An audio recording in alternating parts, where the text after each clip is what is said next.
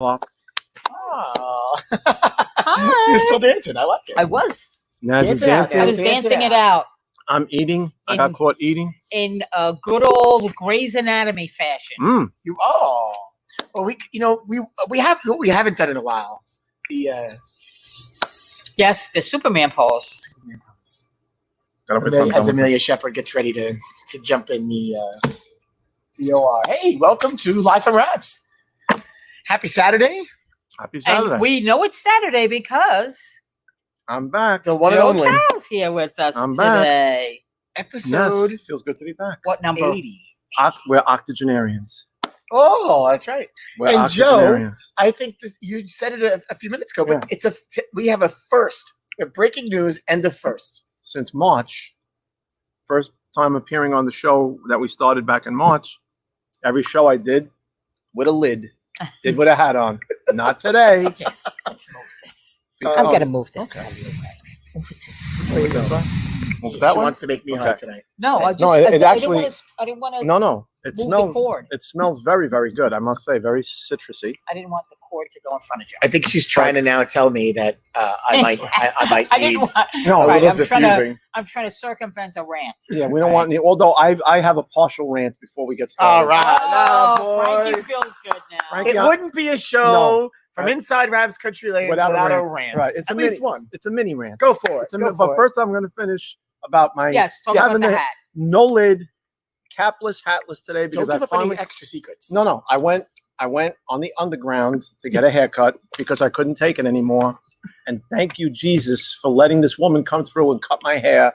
She was a godsend. Credit to my wife because it's her hairdresser, but she's a unisex. She cuts guys and gals.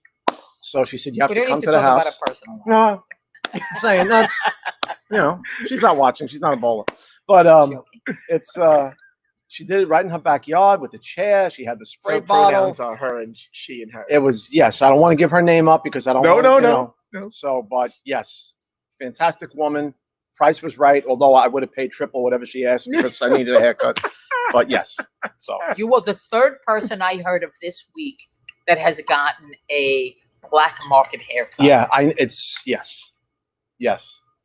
So it has to be done because it just has to be.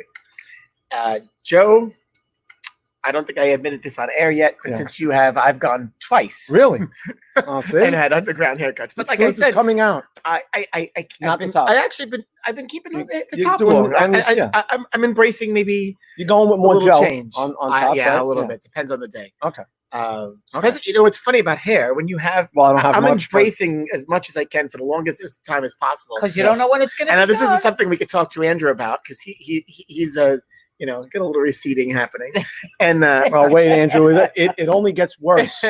Wait till you get older. Forget it. All bets are off. but I have to say I was very lucky to that. It felt so good too, right? I feel So like now I lost. you guys 10 are pounds. making me Sorry, jealous because They're opening soon. I The know, salons I are know. opening Listen, soon. They're I gonna can listen. It's Make only a hair. phone call. I can put the ponytail up in the back if I want.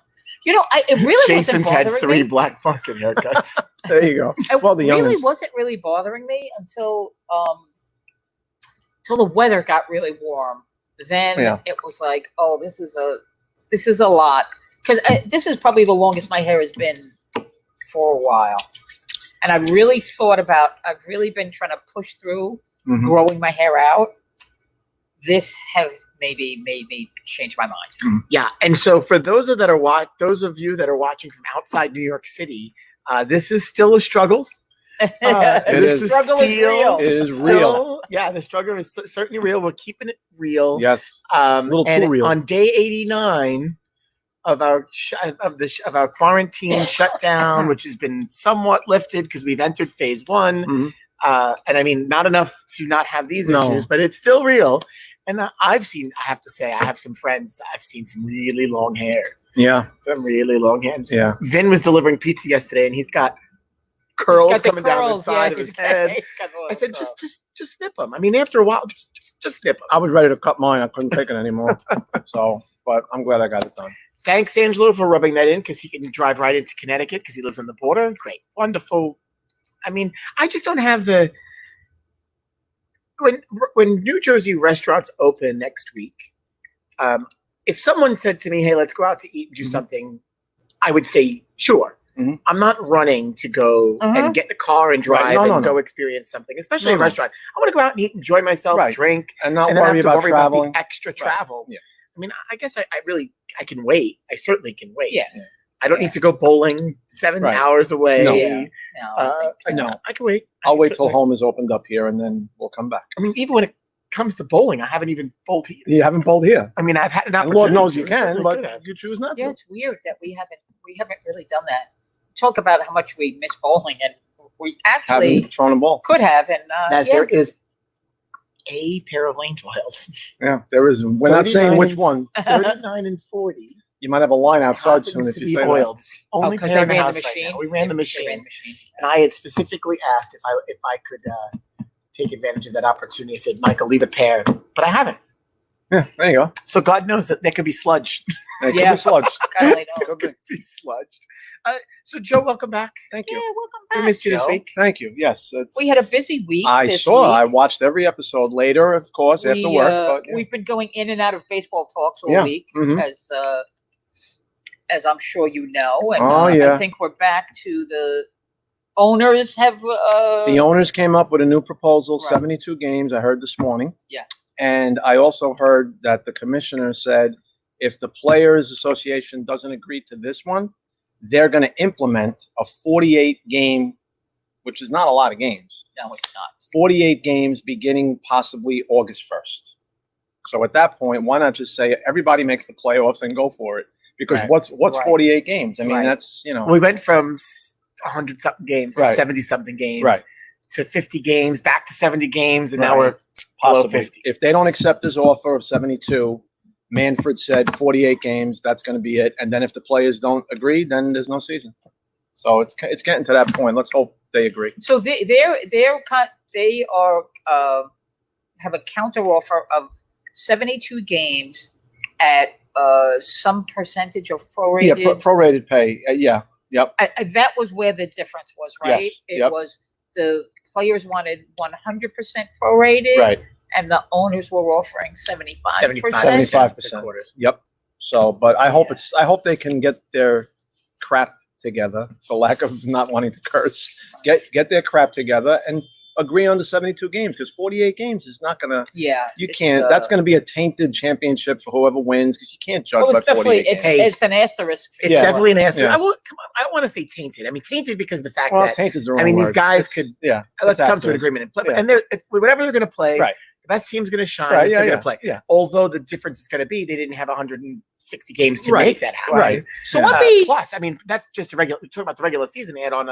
So you're just talking whatever. It would be interesting to see how this plays out with baseball. Let's just assume they go with a 72 game schedule, Right. or even a smaller schedule.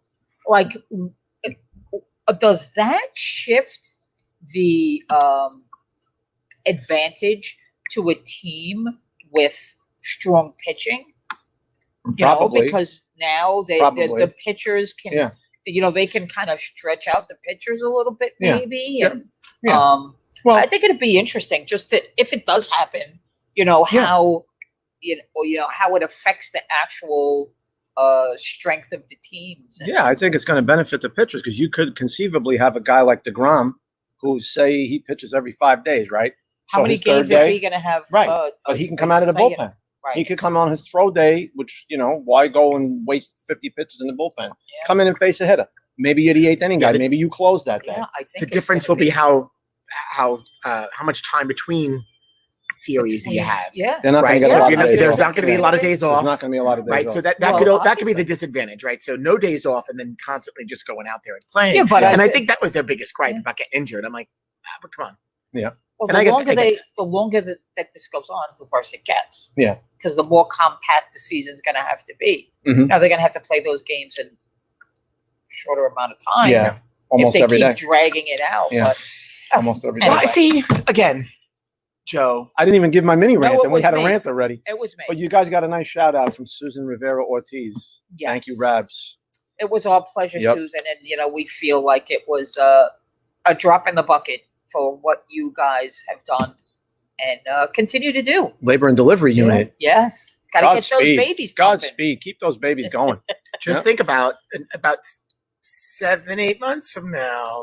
Yeah, Yeah. you know, that's interesting. Whether there's going to be a boom or a boom in babies or a boom in divorces when Yeah. we come out of this. I think it's fence riding right now. I think some are teetering. Some are teetering. I have a friend who's a divorce attorney. I have a couple of friends who are divorce attorneys.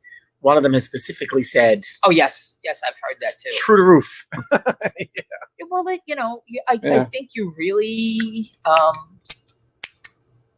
when you're forced into those close quarters, it just amplifies. It could go both whatever's ways. going on. Oh yeah. It And- amplifies. And after Oh, yeah. a fight, I mean, that could be great or it could not be great. And the Yeah. fight Yeah. could continue. You just don't know. No, it's we're spending a lot of time at home. As a matter of fact, one of my coworkers said, "You don't really sit downstairs in your basement in front of your desktop like all day, do you?" I said, "Oh yes, I do. For multiple reasons. I want to stay out of my family's way. Yeah. They don't need to hear my crap going on with work. And sometimes when they're up there having their discussions, things get a little loud, and I don't want to be. So I needed my space. Well, you do have a teenage girl in the house I do. and a mom, Yeah. so that's They are battle royale every other day.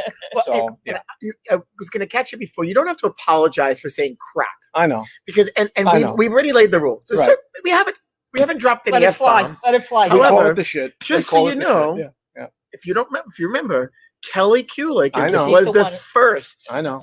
to drop a word, Yes. drop a Yeah. swear word on this So program. I'm Just saying.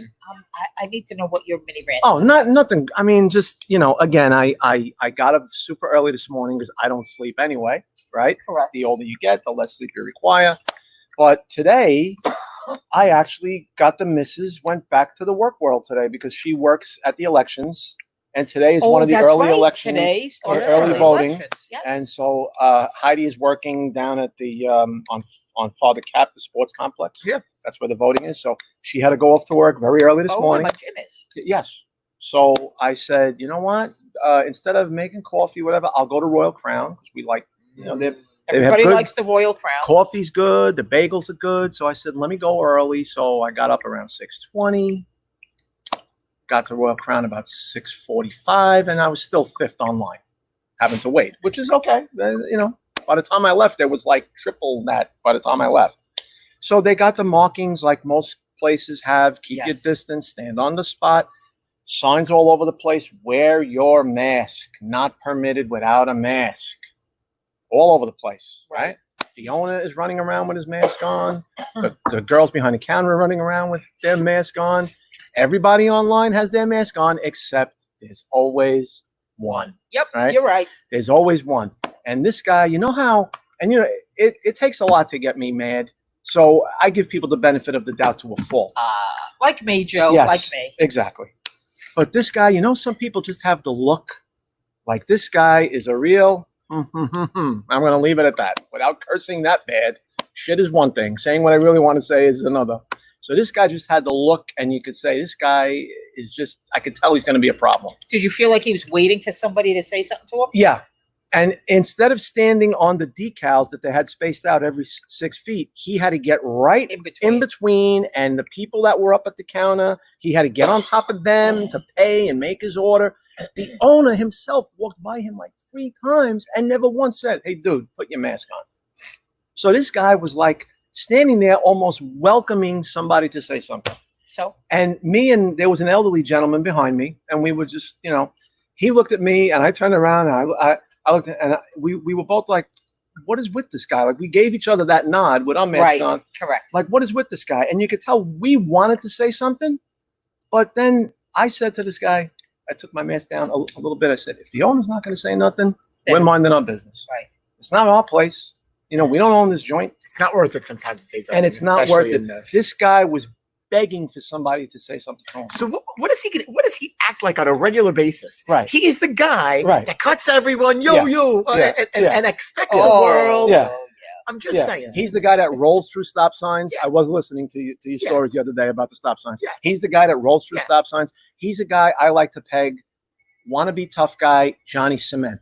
Just get your crap In his together. Italian tuxedo? Yeah, exactly. He had on the guinea tee. I could say it. I'm Italian. He had the guinea tee on. He had the flip flops on. Welcome to New He York. had the shiny shorts. He had the Maloykia horn on the gold chain. It's like, go away, dude. Just go get your bagels elsewhere. Leave us all alone here, please.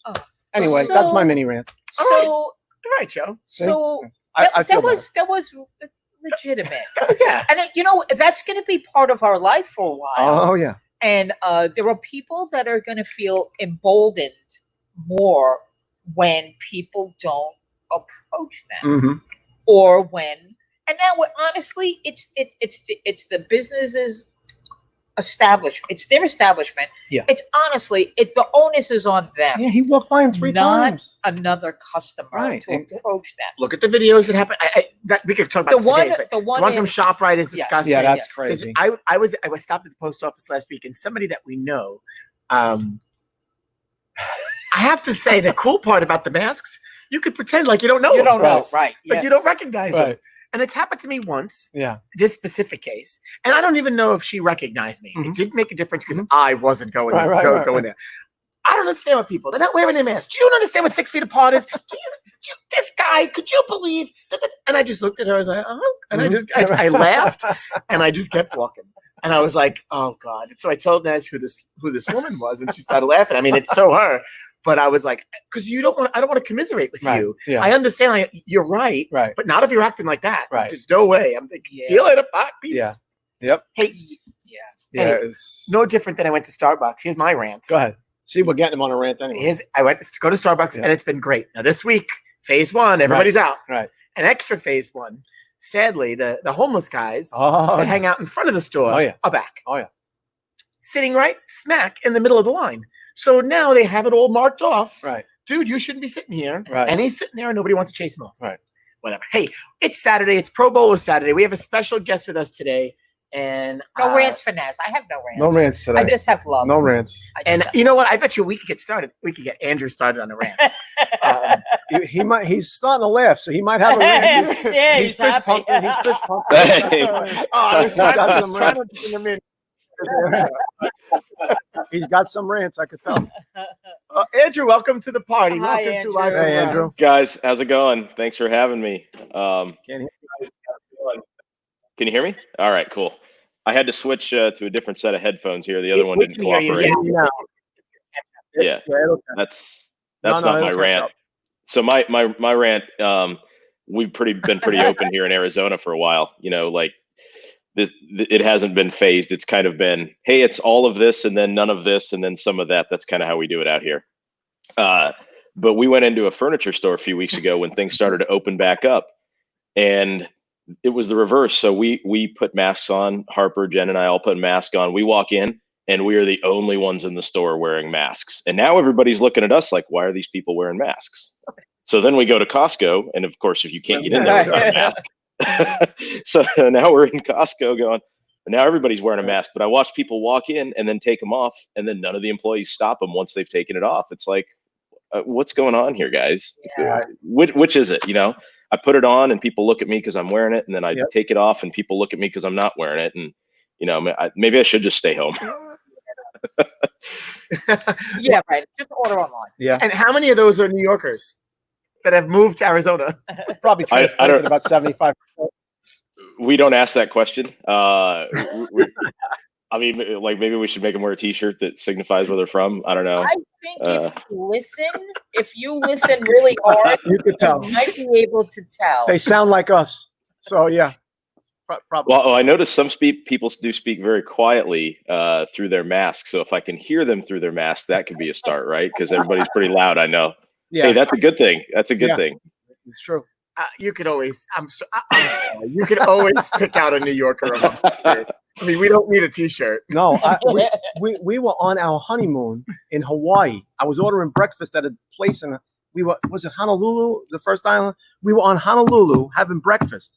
I said to the gal, I'll take an orange juice, pancakes, my eggs scrambled, and a cup of coffee. The girl goes, what part of Brooklyn are you from? This is in Honolulu, not just New York. What part of Brooklyn are you from? I'm like, well, you must know. Oh, traveling a lot. I get the. Are you from New York or New Jersey? And then I look at them going, all right, now you've insulted me. Hey, Andrew, what have you been up to? I mean, probably nothing, but I mean, how has quarantine been with you, Jen and Harper?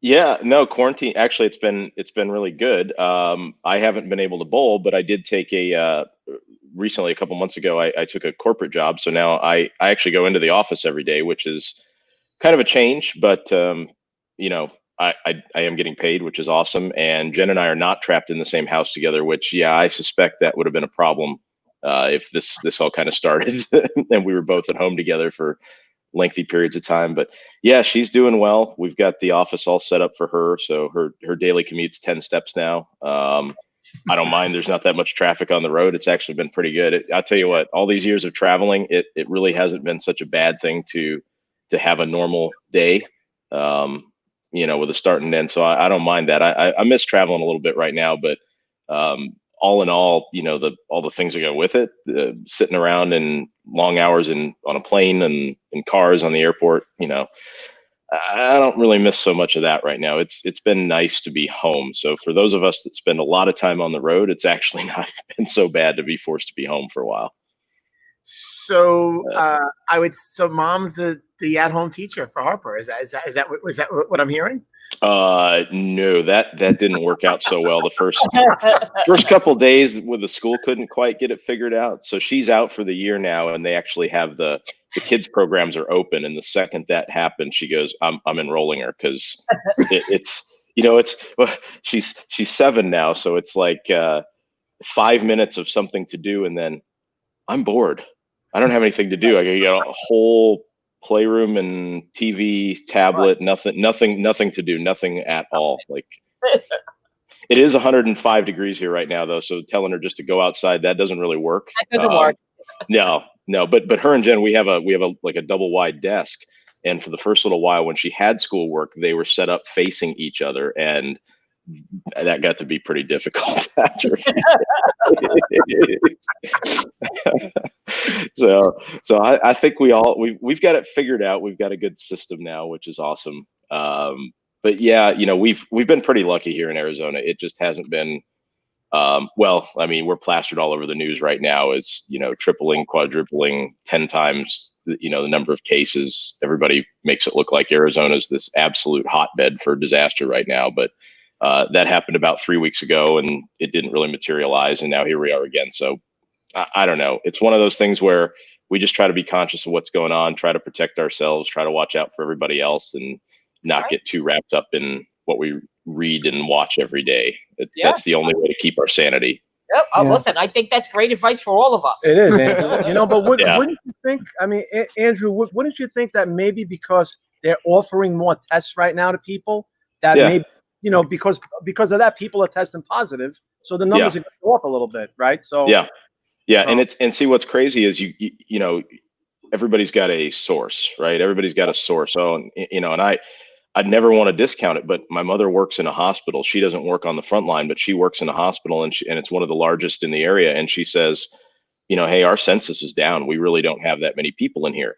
But then I hear from other folks that I know that are at the same hospital, oh my God, we're overrun. I said, well, it can't be both. So, I mean, what is everybody really seeing? We've got a couple hospitals that were set up that were closed. And then what they did was they reopened them just to accommodate space. And they're not full, to my knowledge. They're empty. I mean, the governor's even said he's getting statistics that they're empty. Right. But no, our governor made a statement the other day that was pretty strong. You know, the media was starting to hammer on Arizona, and he came out and issued a statement saying that we are not going to lock the state back down. That absolutely not. And he blasted the media. So he's under fire again. Well, that's okay. You know what? I work in the media, and he's 100% right. And that's coming from someone who works in the media. So I would go with your mom. I would go with what your mom says and go with what the governor says. You know what? Yeah. Send your governor this way. Yeah. It's really hard because, you know, you watch interviews on TV and you can actually see them trying to pry bad information out of them. Yep. You know, like, and even when they phrase a question, it's phrased in a way to garner like a negative response. So listen, you're right. You 100% right. Yeah. Just watch what you watch. take care of yourself, take care of the people around you, and just be careful. Yeah, I got to give Andrew kudos already, and we just started the show, and he's got the pearls of wisdom he's sharing with us. Oh man, I learned from Frank. There it is. There you go. I don't know about It that. was only a matter of time before that came out. We could just make this into a love fest. Well, we Yeah, could. it is. I could also credit Frank for my receding hairline. Don't think I didn't hear that comment. I'm already on the record saying I probably will start taking Propecia very soon, Listen, so I don't lose, so I can keep what I have No, and not lose it. that's sometimes the cat's out of the bag with that. Look at this head. What are you kidding? Until I got married and had kids, I had a full head of hair. Forget it. Come on. No comment. They say get married, have kids, right? Yeah, if you want to keep your hair, you might want to stay a bachelor. I'm just saying. You know. So, while you see, you and Jen have got this figured out, but this really is probably the longest stretch you've been home. Oh yeah. It's been the longest stretch I've been home. It's been the longest stretch since I've touched a bowling ball. And the scary part is, I want to go bowl. It might be nice because now I can reserve a lane. I don't have to worry about going in there and being packed in. And, if I really want to get a good practice in, I can reserve a lane and everybody's distancing. But some of the folks around here are starting to put tournaments up, and I really want to participate. But, we've heard a couple stories from California where a guy, they opened up for a tournament and a guy apparently had COVID, apparently had symptoms and went anyway. And then, there were people talking about whether other bowlers around him got infected and they had no clue. And I said, see, that's what I just don't want to walk into. Right. But that's it. If it's, I think everybody's taking good care, but if it's careless, I don't want to inadvertently show up in that kind of situation. So I'm in no rush. I really, really would like to go bowl, but I'm in no rush to do it. I've been out for long enough now. It's been the longest break I've ever taken. At least I think I still know where my shoes are. Hopefully, and now that it's summer here, I hope all my equipment's not cracked in the garage. I haven't opened a bag to check, but oh yeah, because it's a little hot. But yeah, I mean it's nothing too. Yeah, it's a little hot. That's nothing. We're not there yet. We're not at the I mean, for us, that's a lot. No, I'm not a fan, but listen, I was in Arizona in 2017 for 3 days of golf, and it was the hottest 3 days of golf I'll probably ever play my entire life. I think the lowest was like 106 on one day that we played, and it was like 8:30 in the morning that we started, and it was. Oh, that's too late. Yeah, that's too late, Joe. You in the summer, if you want to play, you got to go at 5 a.m. When that sun comes up. By 8 o'clock, you better be on the 12th hole. Yeah, I learned the hard way. Yeah. They let all the amateurs go out. Yeah, exactly. Yeah, exactly. That's why it was cheaper. Yeah, right. Yeah. Look at that. 9 o'clock tea time. It's only $43. That's a great deal. Yeah. Good luck. Yeah, exactly. It was $17, Andrew. I said to the there you go. There you go. This is criminal. By the 8th hole, I'm like, now I know why they charge us $17. We were wilting out there. Yeah. What they do is in the golf shop, they actually have a pool. They go, how many guys do you think are going to take that $17 deal today? Yeah. There's one right here. I was sure, yep. You might have lost a few pounds. I lost a lot of weight on that trip. Yep. And so speaking of being at home in a longer stretch, not bowling, although bowling on tour, you kind of took a little step back for a little while. And in the last couple of seasons, you've forged ahead and say, hey, I'm putting the time and effort into it. And then we come to this season and it's boom. Breaks on. Breaks on, kind of back to the moment when you were serving as president and going, yeah, I can't devote as much time, or even when your daughter is growing up. It's got to be a little difficult for you that you were getting ready to spend some more time doing this. Yeah, but at the same time, I think it's I guess maybe that's the universe's way of telling me that maybe I need to stop doing that or really slow down doing that. It's really not helping the cause that I'm not old, I guess. By tour standards, I'm definitely on the older side. Well, I'll tell you this. So team trials a couple of years ago. And so I went back out. This was 2017. I went and tried out for Team USA, and I thought, yeah, we'll see if I've still got it. And this is right after you talk about when I started pushing back out there. And I bowled my way onto the team.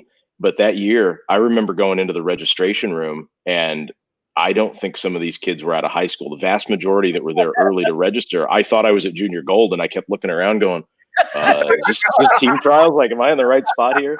And then the next year, for some reason, the first day, the lane assignments for the men were done by age.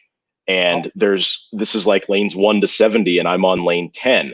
And I go, oh, that's really telling you something right there. When I was like the 12th oldest competitor in this competition, and I'm 37. I'm like, maybe I am on the wrong end of this, but now I'm in that limbo because, the tour's getting younger. These guys are getting so much better skill wise and endurance wise. I think my fitness level will keep up, but at the same time, their fitness levels have gone up and they're 15 years younger. Yeah. So I'm going to be the best PBA 50 player when it comes time in 12 more years. There you go. I'm ready to go. That's going to be, and I'm left-handed, so I probably got that going for me out there. That definitely hasn't hurt anyone. Yeah, so I'm kind of in that limbo where I want to bowl some big tournaments out there. I think maybe some of the majors and bowl what I can, but I think my days of bowling a full-time schedule of any kind might be almost done or completely done. Wow. Well, because one could argue you might, and I ask you, so you feel at a disadvantage then? Because I feel you could also argue that you probably have the advantage over them. One, because you are still, you're not there that young, but you have more experience and you're still young. Your body's not breaking down like the older guys. So do you really feel at that much of a disadvantage? No, I mean, it's days I do and days I don't. Let's put it that way. I've not had a day where I felt like I was at a disadvantage by not being able to keep up physically. I think some of it's just, honestly, it is the skill level coupled with the fact that they're young and they can throw it as hard as they can. I can still throw it as hard as I could 15 years ago. I probably just can't do it for 27 straight games anymore.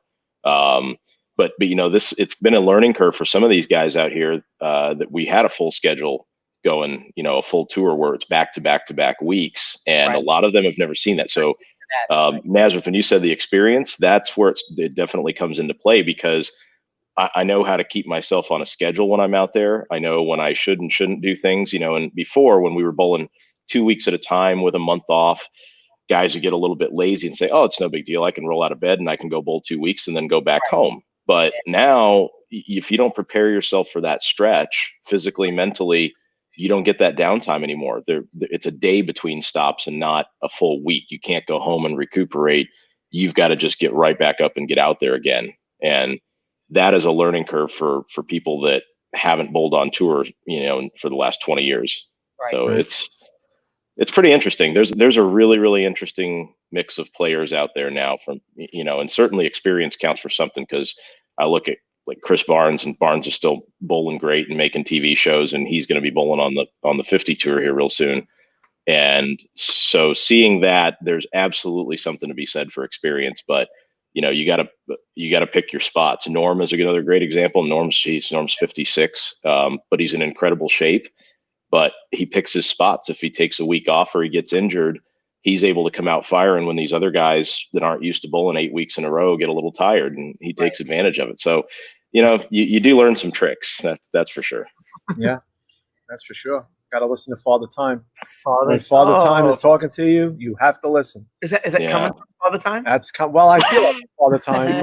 On some days, I feel like I'm Father Time, especially after 18 holes of golf and that heat out in Arizona. I felt like time after that. I felt like a raisin after that. You got to get used to it. Yeah. You got to get used. Yep. Well, and then you say that though about the stamina, and then you go back to last week's strike derby. So last Saturday we watched a strike derby, and oh my God, Tommy Jones running back and forth. I mean, and you look at, and Sean calls himself old, and so I can't use him as the old guy, but yeah, he's 1 year younger than me, so I don't want to call him old. I don't want to consider that old. That stuck with me, and he's like, "Yeah, I'm one of the old guys." I'm like, "No, I mean, you want to compare yourself to the other guy, yes, but Tommy, I mean."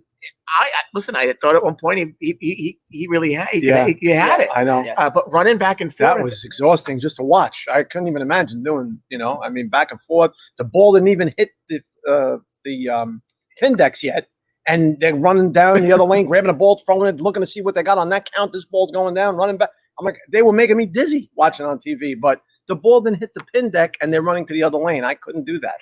You know, I mean, that's a little crazy. But hey, the ratings were good, I thought, right? So yeah. So At least from what they tell.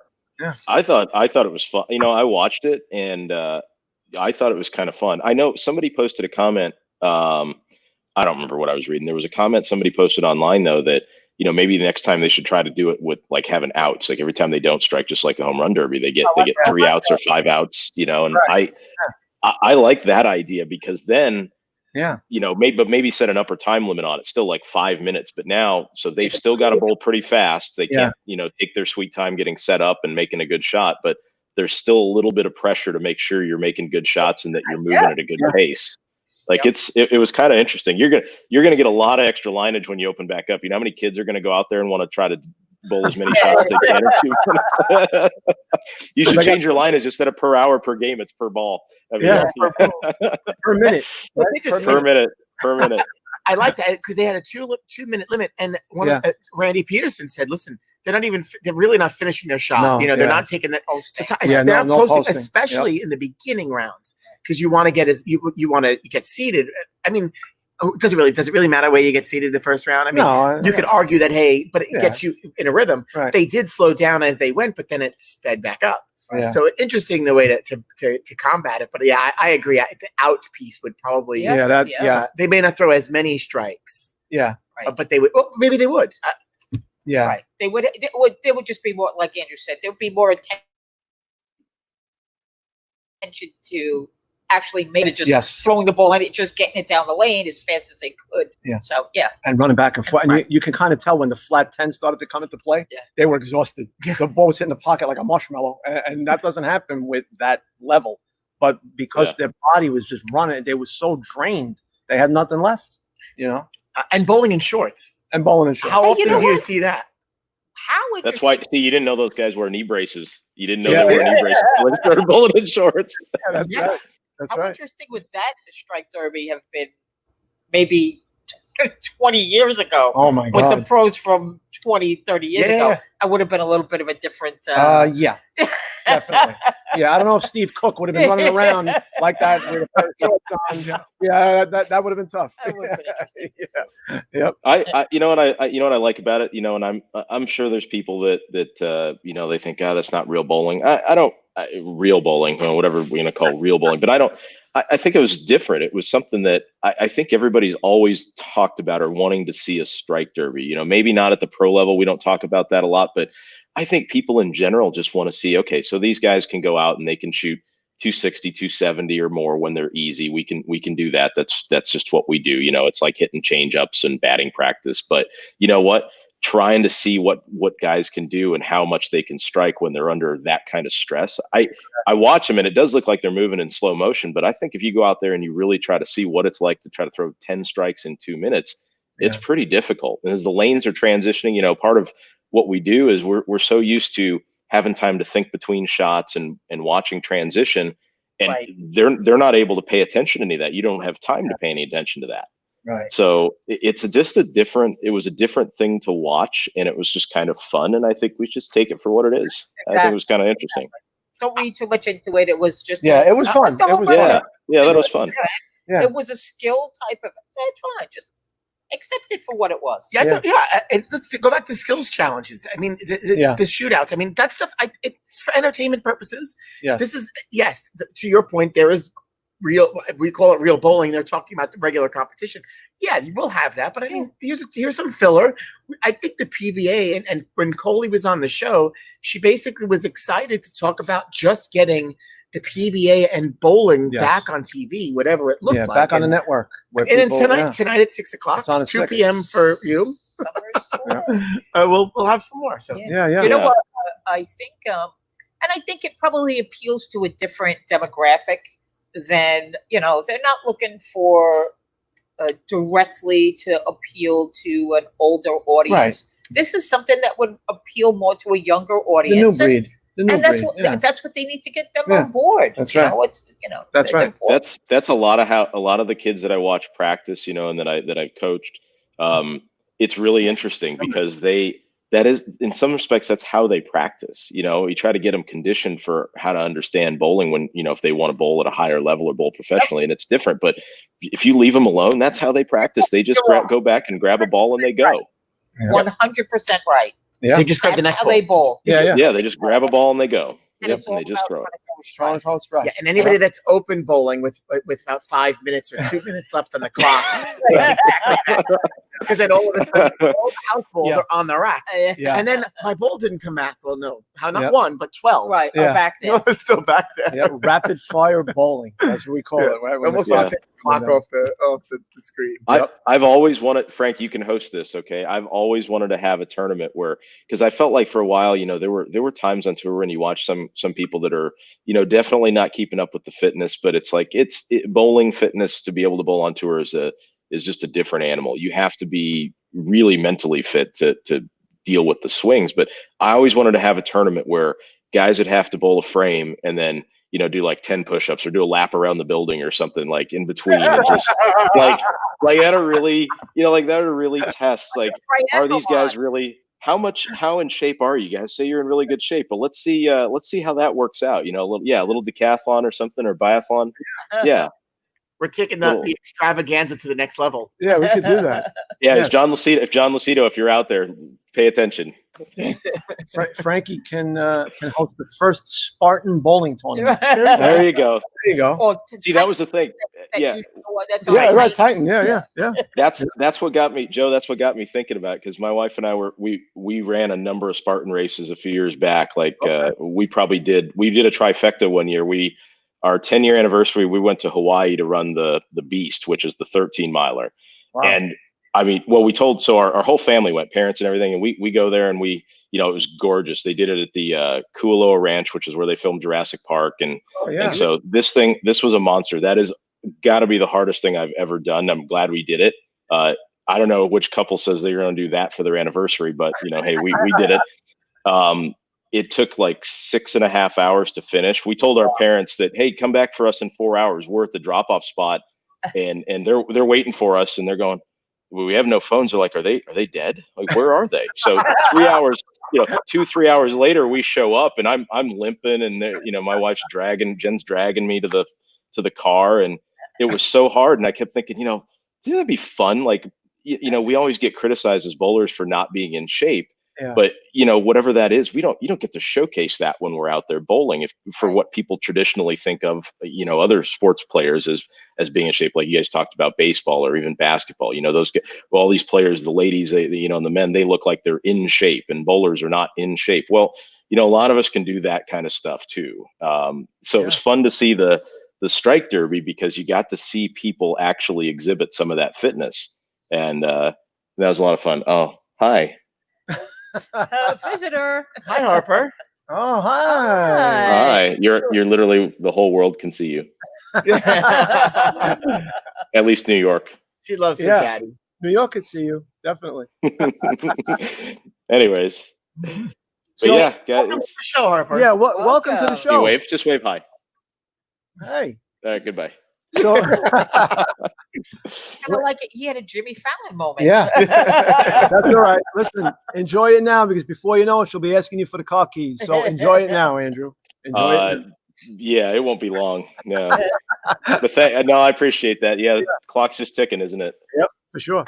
So, college days, you were a Sun Devil, right? Arizona State.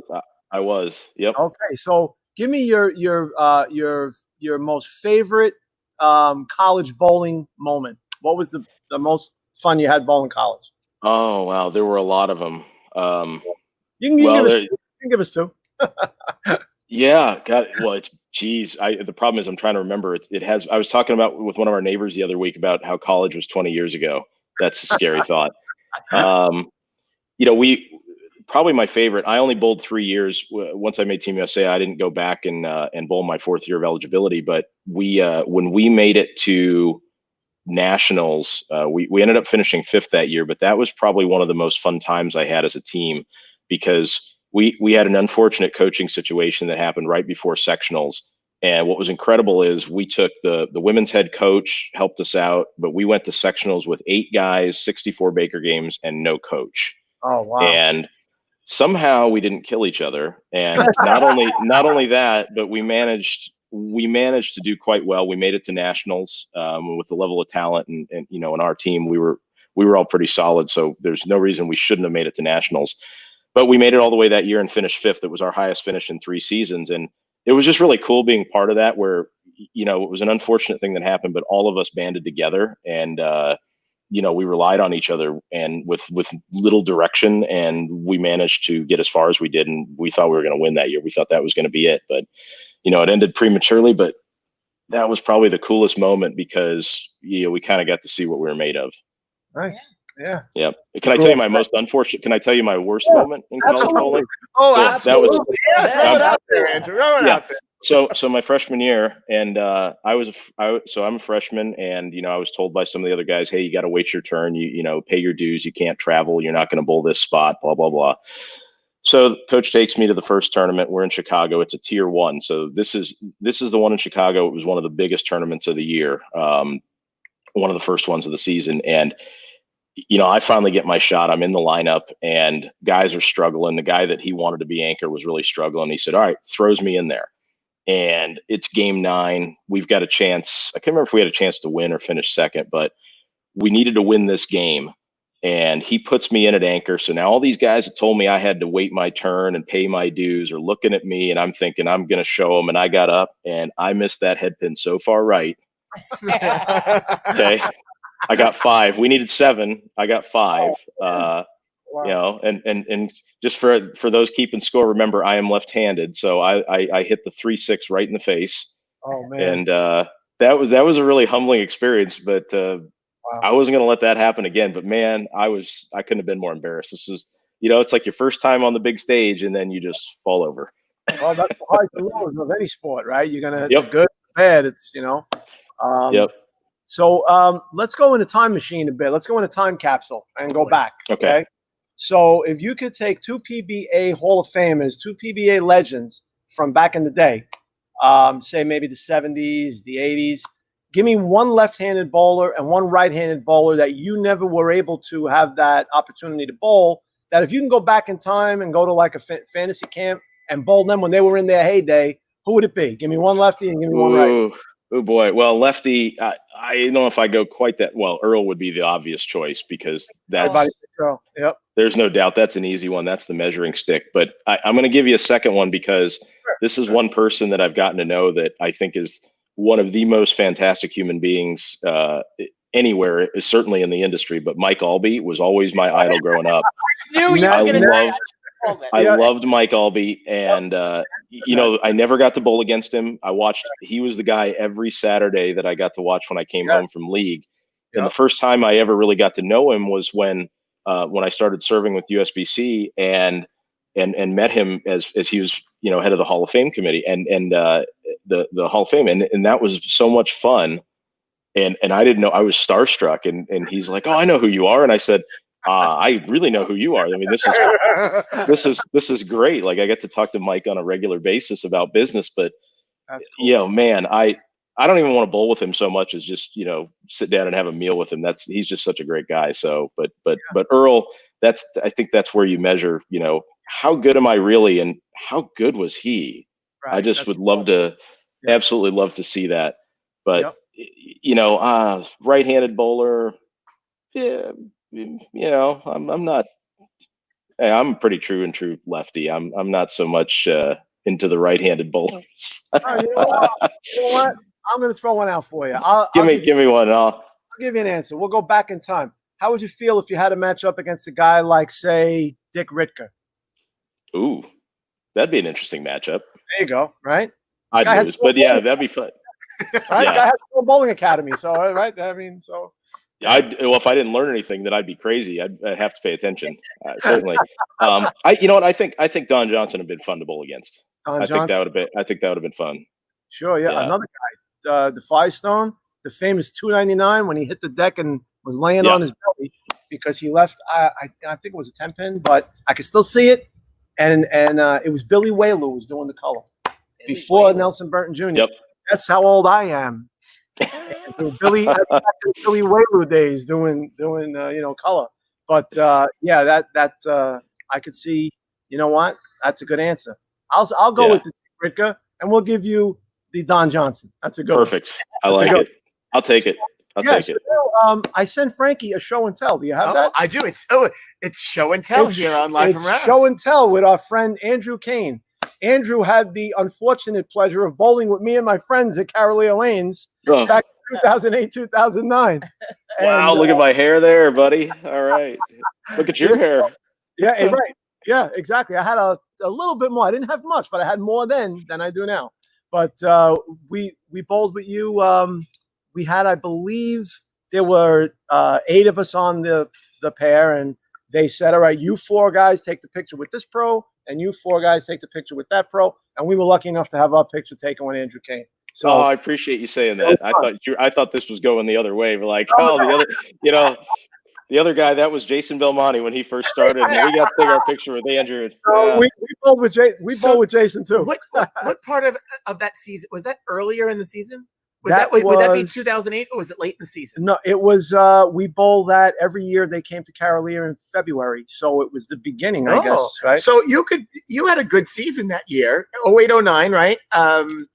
Yeah, I was exempt. I was exempt that year. Yeah, 4 guys, and that's maybe what you. You got this. Why you did so well? You got to take a picture with the Staten Island crew. The Staten Island crew went over to Jersey, and we had the pleasure of bowling. I don't know how much of a pleasure it was for Andrew, but it was a pleasure for us. We had a lot of fun. Oh, I love bowling pro-ams because it's so much fun. I mean, I know how much I look forward to being able to bowl or to play a sport with other people. That way, like I've played in a golf pro-am before, and it's just like it's so much fun. Yeah. And I've also played in stuff like that where I know they're not, the pro's not terribly engaging. And so since we do that for a living, I think I would never be that person. I would never want to be that person. And I think it's fun. I think it's so much fun to have people want to learn and watch and bowl with you. And it's a lot of fun when they want to try to beat you. I love the kids that get that because I was that kid. I was that kid that wanted to beat the pro in the pro-am. And so it's so much fun to see another generation of kids want to do the same thing. No tap or not. You wanted to beat him. It was fun. No, he was great. And he let us tease him about, I kind of remember us saying, oh, you're a lefty. It's not that hard for you. Even though you're a pro, it's easy. And you were a good sport about it. So it was a lot of fun. It was. It was. So the last question I have for you is I'm going to table the bowling one. And being I know Andrew's a golfer now, I'm going to ask him a golf question. Have you ever played at the Arizona Grand? Have you ever played there? I have not played there. No. Okay. I know exactly I know what it is. Yep. It's a beautiful course. And if you get that chance, play it. I want to say it's when I went to see my friend, he lived in Maricopa County. And it was about a 40-minute ride from there. I'm trying to remember. It might have been in Chandler. Does that sound right? No, it's in Tempe. Funny thing is, after this today, we're heading down that direction to do some shopping, and we're gonna go right by it. But nice, beautiful. Yeah, it's right in Tempe. It's not too far from ASU, and it's a nice course. Well, if you ever come out and want to golf some more, I'll take you to some places too that you really like. Just don't come in the summer. I was going to say, as long as it's not 180 degrees. Yeah, no, if it's not come in the winter when it's 90 degrees. You have a choice. You either play in 108 degrees and it's reasonable, or you play in the winter and you pay $180. I mean, it's kind of that's your trade-off. No, I'll definitely bring some extra cash. It's fine. It's fine. It's fine. But if you get the opportunity, go out there and play. That's a beautiful course. Yeah, it's funny. I never have. I know a lot about it, and a lot of my friends have played it. But yeah, absolutely. Okay, I will definitely do that. Cool.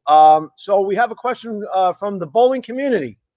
Our friend Daniel would like to know, how is your experience bowling in the PBA league? Oh, Manager. Yeah. You know what? It's really interesting. I've always wanted to bowl in the league.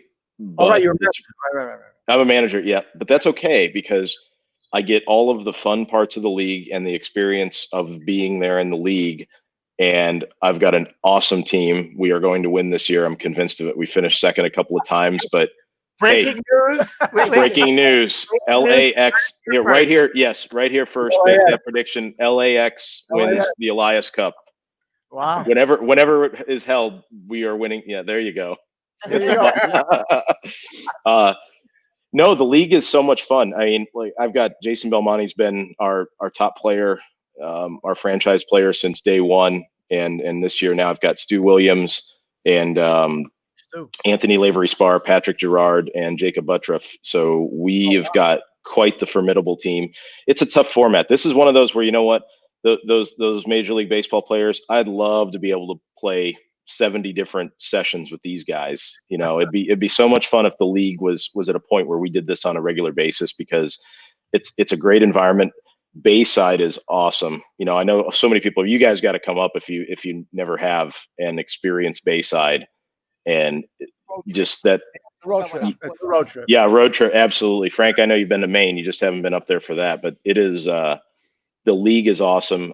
The ups and downs of being the manager, you know, it's a lot of fun to be part of it. I don't have the stress of throwing that shot, but just probably like my parents were when I was a kid and I bowled tournaments. It is so painful to sit there and watch and not know what's going to happen. You know, we've got such a limited format. You've got to throw strikes. You've got to hit the pocket, and the environment's high energy. It's high intensity, tons of pressure. And all I want to do sometimes is get in and throw a ball. And then it's so painful to watch these guys do it because, you know, it's either the most fantastic feeling or it's just total heartbreak and you don't know which it's going to be. And it's a lot of fun, but it's really hard. Yeah, sure. Yeah, I've been there before. I didn't get to stay for the league. I had the last time I was up there was before, or it might have been after. But we were there for one of the events, and the culture alone. We could talk about that for days. It's a couple of the other pro bowlers mentioned it too. It's incredible, and they all love it. I mean, I think that the audience is very mixed on it. Yeah. A lot of the old time viewers have never really embraced it. Right. They shouldn't be yelling when you're throwing the ball down the lane. I mean, it's one time a year, one event. It's very different. But I have not heard a player really say this is not. I mean, I've heard you hear a little bit of it, but I mean, for the most part, they now look forward to it because of what's now built around it. Yeah, for sure. I'm sure there are a couple players that don't want to be part of it all, but you know what, Frank? It's funny that. You know what it is for a lot of us? It's like college bowling. It takes us back to college bowling. Anybody that bowled in college that bowls in that league or is in that environment, you know, minus the legions of screaming fans, it is exactly like it's like college bowling. It's so cool because everybody behind you is relying on that one shot, and you absolutely have to hit the pot. If you don't have to strike. Not everybody strikes, but the one thing in that league, you've got to hit the pocket. And then those fans are merciless if you don't. If you miss a spare, God help us, we missed a couple single pins last year. And I wanted to hide. I didn't even throw the shot, and I wanted to hide because it was like I knew what was going to happen. And these guys some of these guys that are new to it, it's an eye opener to be in that situation. Yeah. Hey, just to pivot a little bit. So last week, you and I, together with Chad and the team at USBC, did the Sport of Bowling show. And I would tell anybody that's watching, go back. Andrew had a really good message about serving and in the role of USBC president. So I don't want to go through all of that, but I want you to share a thought. As a player, making your way into the volunteer space, and then inevitably serving as president, certainly a very different experience for you. Talk a little bit about that. Yeah, again, the reason I got into service is because somebody asked, and it wasn't because, anybody necessarily asked me in person, but I was a youth leader when I was 15, and then, had a little bit of a break where I was pursuing my own bowling. And obviously at that age, thoughts of continuing in service, if you're bowling at the highest level, they don't really enter your mind. And then one day I got a letter in the mail saying I was eligible to serve on the USBC board, or at least put my name up to be elected by fellow athletes to be a director.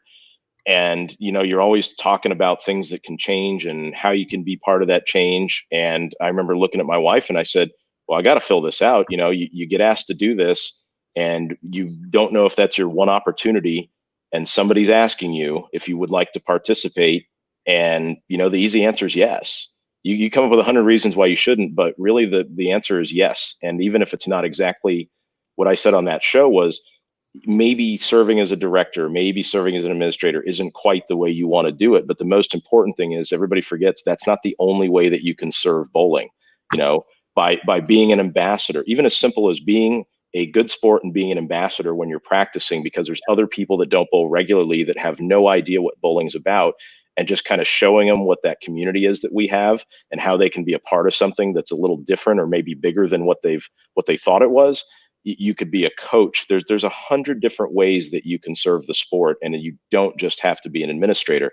If you would like to be in kind of what Frank and I did as administrators with USBC, what we continue to do, that is awesome. They are always in need of fresh blood, new ideas, new people. And it doesn't necessarily, you don't even have to be young. New ideas and new blood, you just maybe have never been a part of it before. It doesn't really matter at what point in your life you're at. If it's time that you want to get into something a little bit more, there's tons more in bowling for people to access that I just don't think they know is there.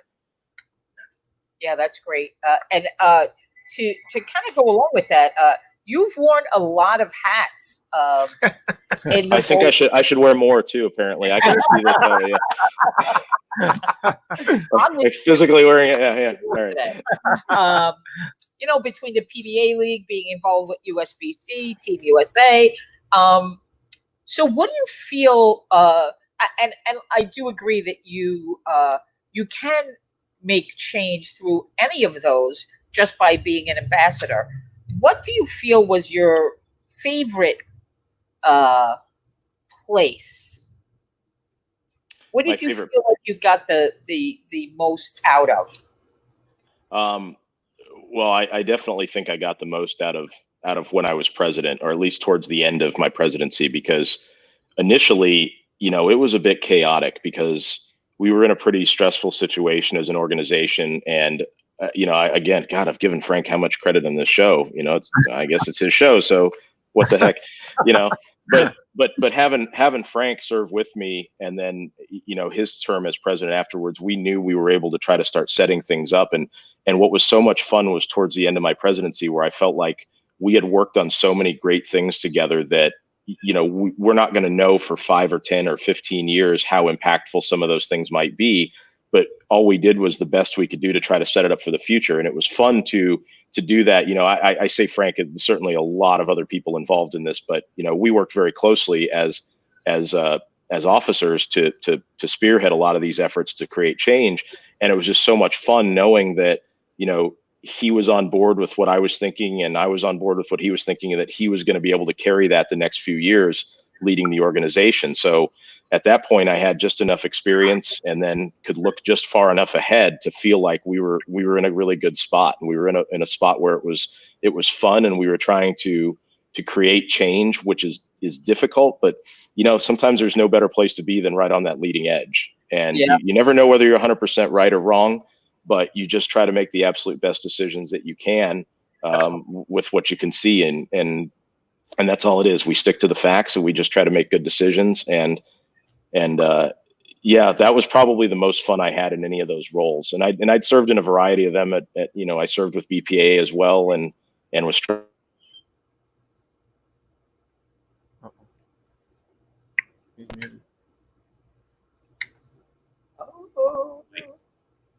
Maybe he did it. Hello. There you go. There you go. You're back. We lost you for about 10 seconds. Different roles, and having that perspective at that point in my presidency was probably where I felt like it was the most impactful, and I had a lot of fun. And I think I do now, looking back on it.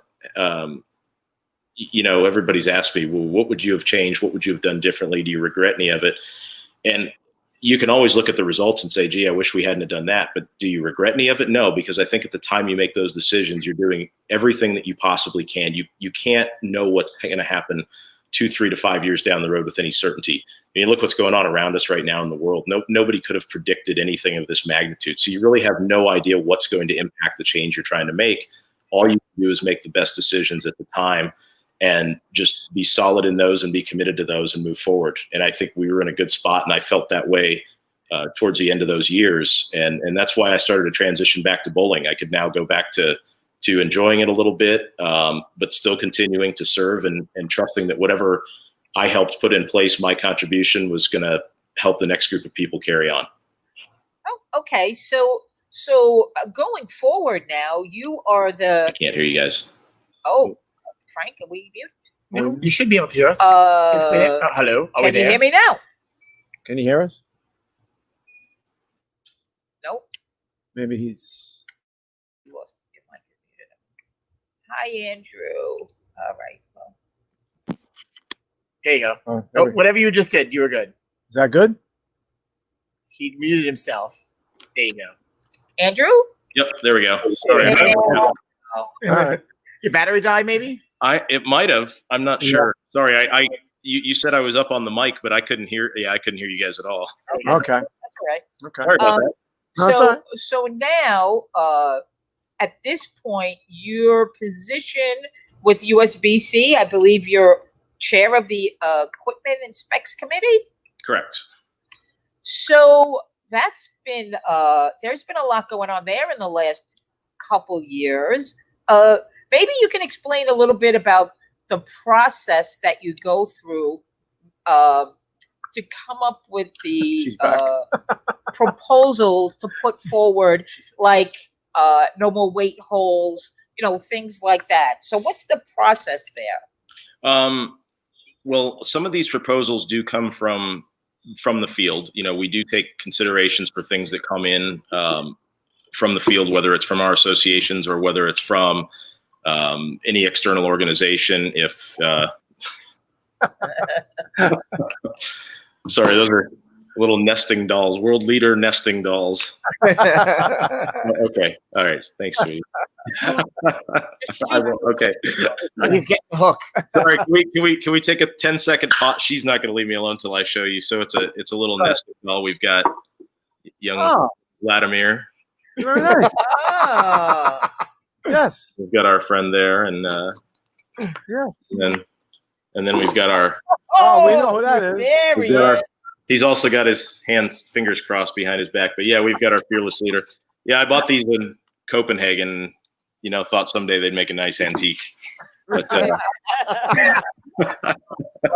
job. Jen couldn't believe that I actually bought them. So when I came home, when I opened my suitcase, she couldn't believe that was actually in there. But anyhow,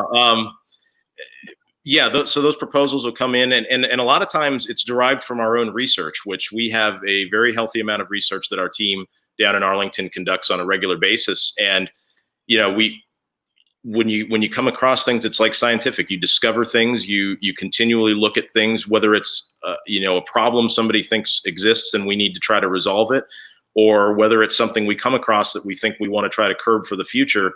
The way that process works, we take all of that into consideration.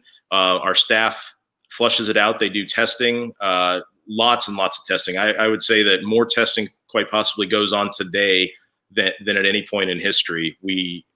We have a significant amount of research that goes on down in Arlington. And then what happens, those processes, once it's determined that perhaps a change needs to be made, it eventually flushes through the process and comes to our committee, and we took a look at it, and then we decide if we want to move forward or find an alternate solution, or perhaps there's nothing there and we just discontinue what we're looking at. But at that point, we make a decision with authority vested from the USBC board of directors, and then things move forward. As far as like just an example, some of the specifications recently concerning the bowling balls, we send those out. Once we propose a specification that we're going to make a change to a manufacturing spec, what then happens is those changes will go back out to the manufacturers for a comment period, just like you commonly see in a lot of other industries, because we are the regulatory body. And so, none of these regulations are ever designed to punish anyone, but sometimes things need to be changed to level out the playing field or to continue keeping, our environment integrity intact. And so we send out things for comment period, and then we review the comments that come back from the stakeholders that are going to be impacted by the proposed regulation. And then we make a decision if we're going to make any additional changes or not, and move forward. It's a pretty straightforward process. It's pretty open, pretty transparent. We try to include as much data that can be published along the way as we get it, as we vet it. And, there's been a lot of studies that have been published in recent years, hoping to just educate everybody on the process. When I was a kid, maybe I wasn't paying attention, but sometimes I didn't see a lot of these things published or readily available. And, now that we have the type of social media and internet capabilities that we do, it's really easy to try to push this information out to people. And we just try to make sure everybody understands it. If they're educated, if they're interested, and try to make sure that they can see as much of the process as they would like to. But it's a pretty open process, pretty simple. I'd love to say it was more complicated than that, but it really isn't. The hard, it's like anything scientific. The hard part is getting the data and flushing out the data and making sure that you're solid. But again, we look at it when we get facts, and that's how we make decisions. Yeah, good answer. Thank you. You. If only if it really was that easy. Right. He makes it sound easy. Yeah. Into how to explaining it with ease. It's yeah. About the hours of back and forth, or lately, we've had to have, when we have conference calls, sometimes they're late in the evening. It's 10 p.m. Eastern time because I'm in the office and I can't get on, and I feel bad, but it's awesome that everybody else participates. And but yeah, there's a lot of, on our end, there is a lot of blood and sweat that goes into it, because we're very aware that these things impact people's companies and lives and jobs, and so we never lose sight of that. It's some of these decisions are never exactly what you're never going to please everybody, but what we try to do is make the best decisions for the sport going forward. And we certainly want to believe that what we're going to do is going to be impactful and it's going to help. Yeah, and I know that the people on the top, they take a lot of heat as if they made that decision, or whatever comes forward, as if they sat in a room and made that decision themselves. But that's not how these decisions are made. And, I know they take a lot of heat, and I've seen you go through it. I've seen Frankie go through it. I see Chad go through it. And, I give you guys kudos for sticking with always being on point with what's good for the sport of bowling. Right. And, not always an easy job. No, that's true. No, I could tell you, and I think Frankie would confirm this. We never sat in a meeting, separate or together, where we didn't remind everybody that what was at stake was what was best for the sport. And if they didn't want to sit in that room and keep that in mind, and they didn't want to base their thoughts and their feelings and their opinions on that simple premise, they shouldn't be in that room. If you cannot want what's best for bowling, if your own self-interest overriding, then no, you shouldn't sit in those rooms.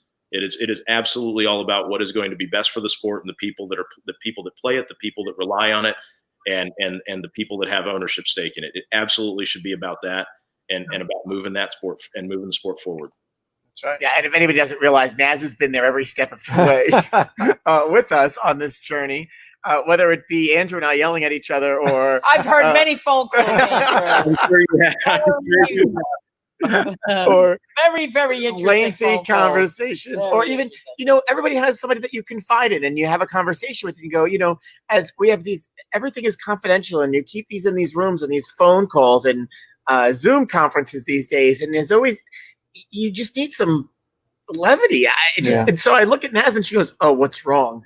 And I'm like, "Well, think about this."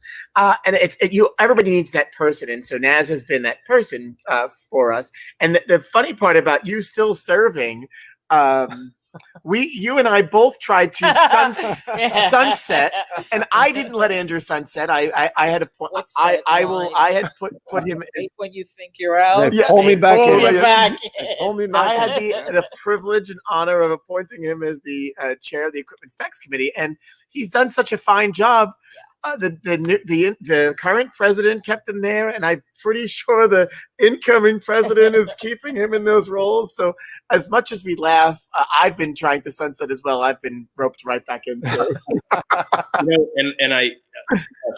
My family's in the house here right now today. We're getting ready to go out in a little bit, but I got to tell you, none of this happens without family support. They've been party to so many phone calls and down days, all the time we serve, and we're volunteers when we do it, and it's not like we stop thinking about it. We don't hang up at 3 p.m. and never thinking about it again. Even after we made a decision, it's always top of mind. You always sit there and go, you could question yourself. You just never stop thinking about it, because I'd get off a conference call and then I go to league, or I go to a tournament, and I'm watching what goes on in the bowling center. And then you start thinking, did we do enough? Did we do the right thing? Are we doing the right thing? And, it's always top of mind. So we've just got to have great support systems that that sit there and I'll say tolerate, because they tolerate us sometimes. You know, time away from family to do this, but that's the best part, is because they're, you know, without that we wouldn't do it, and we wouldn't be able to spend the kind of time that we do. So Yeah. Without a doubt. Echo. Serve. Just make sure if you're going to serve that you've got to commit the time.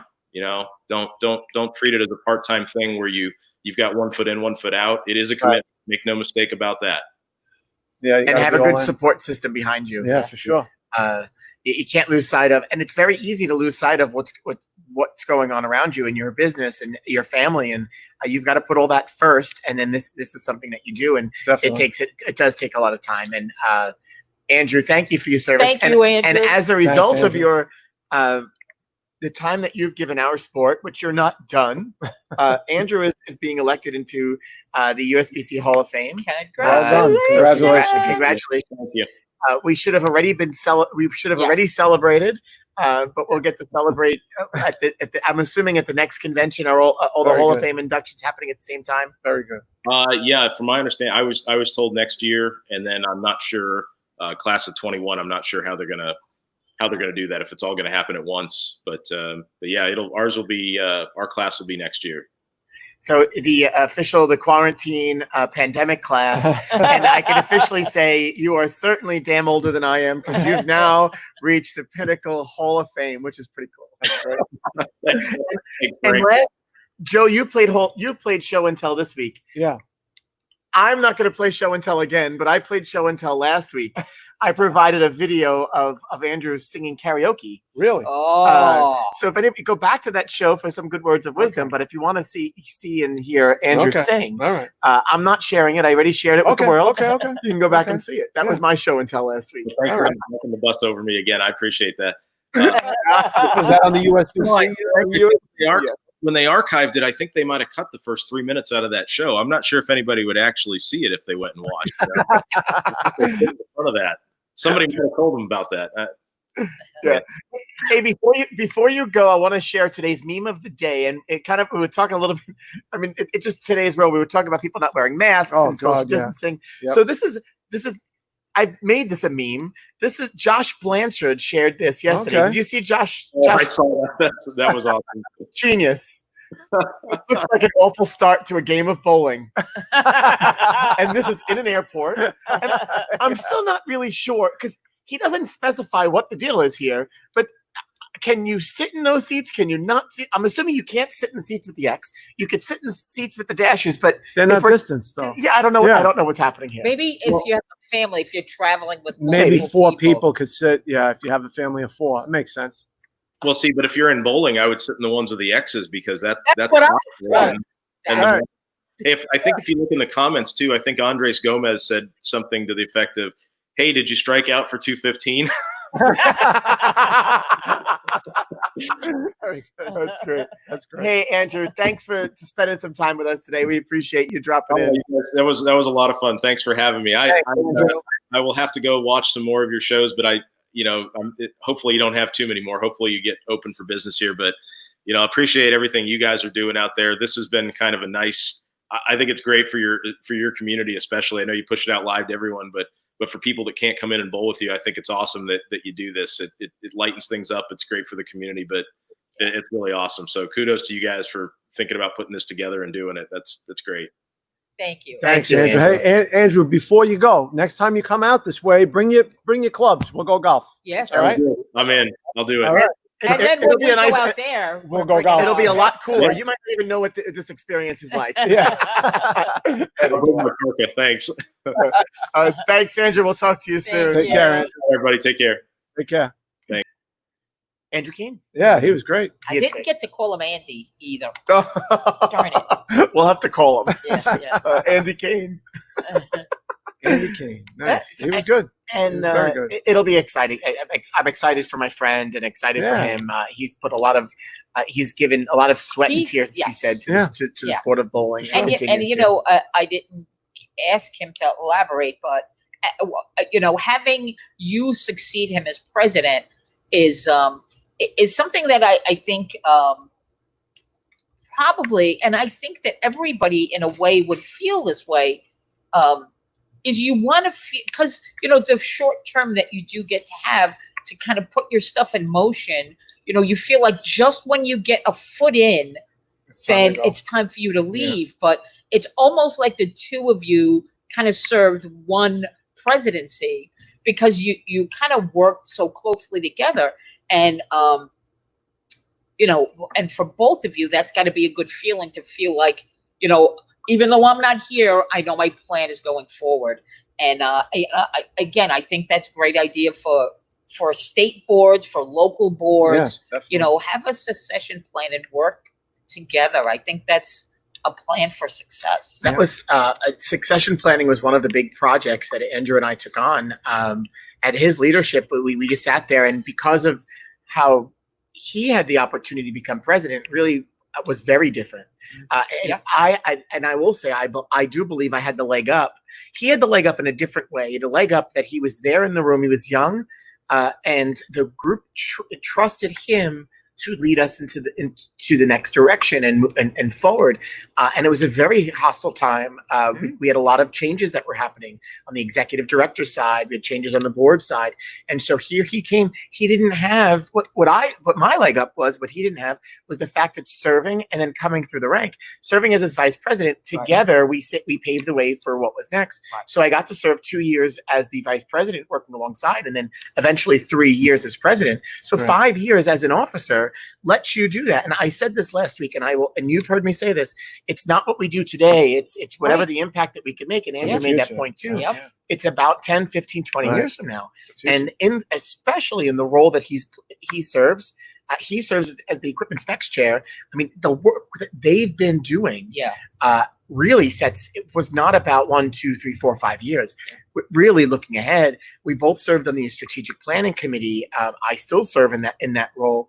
I serve as the chair of the nominating committee. As the nominating committee, we're trying to build a board for the future. And so, because you do want continuity, not that you don't want new it's people, so important, but you want to kind of maintain that continuity going forward. And one of the things, not only building a succession plan for future leadership, we thought it was important to keep the former leadership engaged.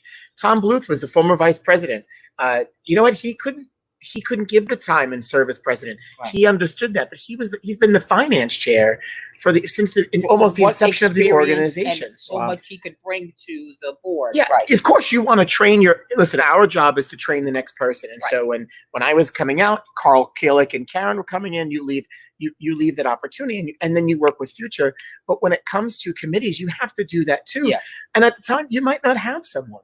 And when you don't, then you continue you have to embrace that. Yeah. And that's what's made the organization strong on the volunteer side, where, some of the former leaders still have the opportunity to serve and give that time. Yeah, no, I think like I said, it's easy for me to say, you guys go deal with it. I've served my 9 years. I'm out of here. Andrew served his 9 years. Call it a day. Thank you very much. Yeah. His term as president will as of today be the longest because of when he came in. He'll have served a little bit closer to a 4-year term because of the time frame that he was elected and didn't finish a term of the previous person. So it's interesting. And so now we're at 2-year terms for our officers, and we're just trying to keep it steady. It's hard. It's not easy. But I can tell you, we do what we do because we can and we care. And I say it all the time, but it's so true. And to your point, you want to give back to something that's given so much to you. Yeah, and it doesn't have to be in this role. It doesn't. Right. There were he made a great point. You echoed that. And I thought that was great because so simple as coming down and open bowling and, maybe seeing somebody struggle and going over and just being a friendly face in this environment, in this community. Right. You know what makes people? Yeah, it makes people feel like, what? I went to the bowling. You know what? It was really nice. Yeah. People I didn't even know came over and, told me, if I need something, press the reason. Yeah. It does, it's the simplest little thing. And that's something that everybody can easily do. Absolutely. And if doesn't take a lot. If you have more to give, then by all means, we're always looking for people on our local board. We're always looking for coaches. There are so many ways to to be a part of the You sport. don't have to commit to everything. We don't want you to commit to Right, everything. right. We want you to do what you have the time and the Just capability. do what Right. you of can doing. do. Yeah. And I think that's this number two. Everybody realized, oh, I got to do this. No. Yeah. You know, you have your time. Joe's got his niche. Joe it helps us run our program on Saturday morning. He's been there for a long time because his kids came through the program. But you know what? Joe's like, hey, I'm still here. I'm still coming. My kids are long gone. And he's not going but I'm- anywhere because we won't let him. No, but I'm here. and we UFN. appreciate all that Joe does. And so that Thank we you. need more Joes. We need more everybody to go out and do it. That's what makes this work. Makes the world That's go what around. makes our community. Keeps the wheels That's what spinning. makes our Yep. community. It really does. We say it so much, but it's so true, and we don't say it enough sometimes. That's what's this community, this Yep. bowling community is. It is because of the people. And he talks a little bit about decision making.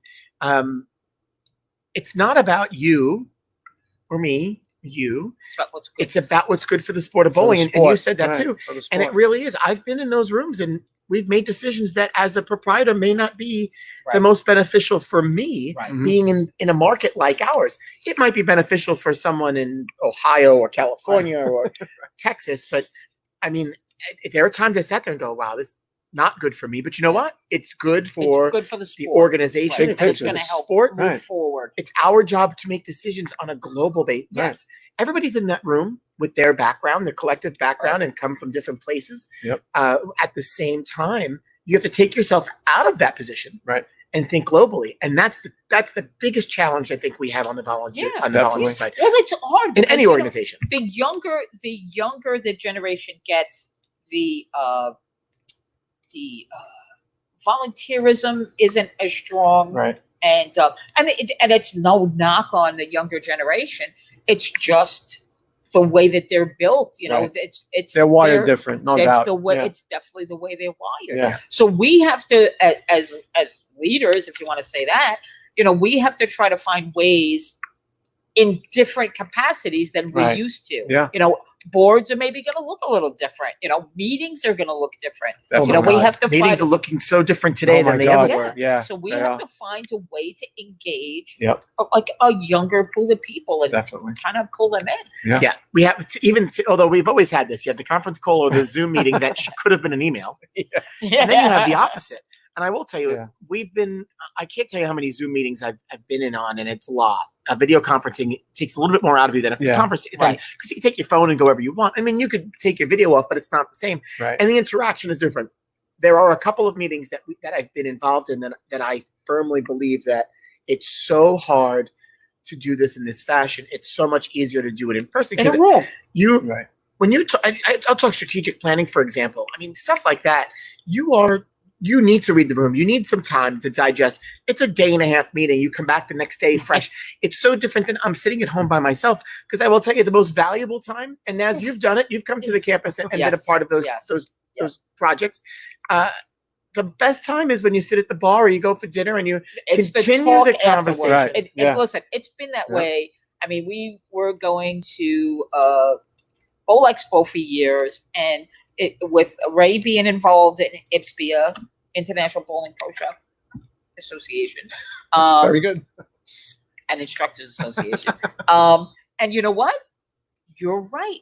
The crux of the conversations, the meaningful ones, were a bunch of people sitting around, you know, outside the meeting room, and just, you know, because it's more, you know, people are more likely to share ideas Yes. in Yep. that space. They speak more and openly. and will speak more openly. Yeah. And decisions got made. Number one reason why people like myself continue to go to Bowl Expo and the East Coast Bowling Centers convention, any of the USBC convention, is the one-on-one opportunity with your peers. Yeah.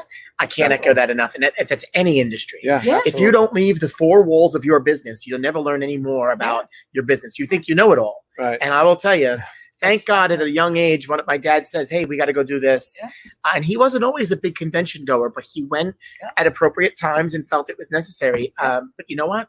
It's one of the best things that we do get to do. Absolutely. For sure. Hey, Definitely. we've taken up a lot of your time today. Yeah. Andrew was great. Andrew Andrew was was great. good. Thank you, Andrew. Yeah. Andy, yeah.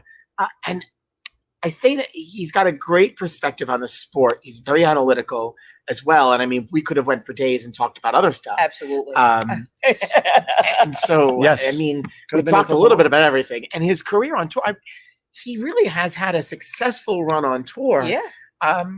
Decent career earnings. I mean, listen, Yeah. he's paying bills. He's not Right. making a career Right, out right, of it. But right. at that point, a win or two here and there would be awesome. Right. He's really had a great run.